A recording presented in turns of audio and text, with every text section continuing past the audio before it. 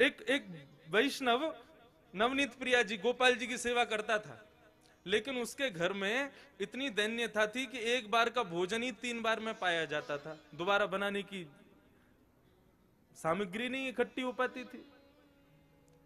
अब उसका कोई एक मित्र आया, वो पैसे वाला, उसने आकर के उससे कहा और भाई सब ठीक? बोले हाँ सब ठीक। बोले तुम्हारा दिन सुधर गए कि नहीं? बोले अब वैसे ही है भैया, क्या करें, एक समय रोटी बनती है, उसी से शाम तक का गुजारा होता है।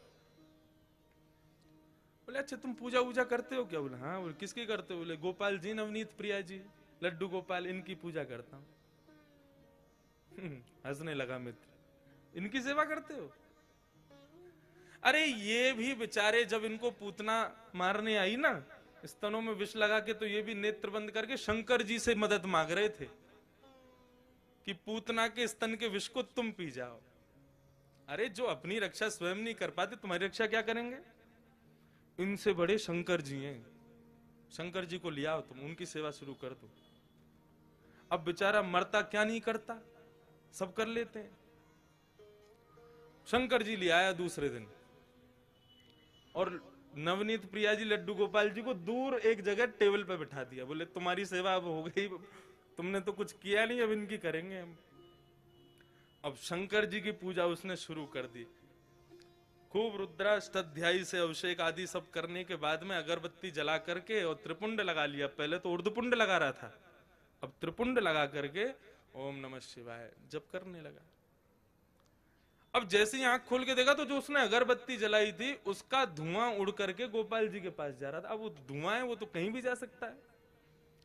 अब जैसे ही गोपाल जी के चारों तरफ उसने धुआं देखा तो ठाकुर जी के पास जाके क्या बोलता है, इतने वर्षों से सेवा कर रहा था, तब तो मेरी नहीं सुनी, आज दूसरे किसी को ले आया तो चिढ़ के मारे उसकी अगरबत्ती भी खुद ही सूंघ रहे हो।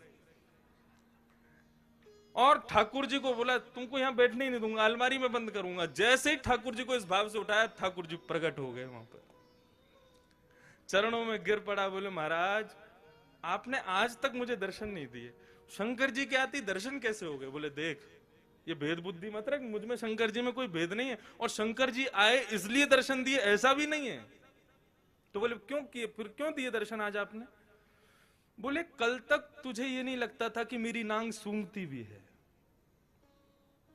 कल तक तुझे ये नहीं लगता था कि मुझे भी जलन हो सकती है, लेकिन आज तेरे भीतर ये भाव आया कि मैं चैतन्य हूं, ये अगरबत्ती मैं भी सूंघ रहा हूं, मुझ में भी एक जलनशीलता आई है, मतलब मैं साधारण मूर्ति नहीं, मैं चैतन्य हूं। जब तेरे हृदय में ये भाव आया तो मैं पीछे क्यों हटूं, मैं भी प्रकट हो गया, मैं भी क्यों मूर्ति तक रहूं?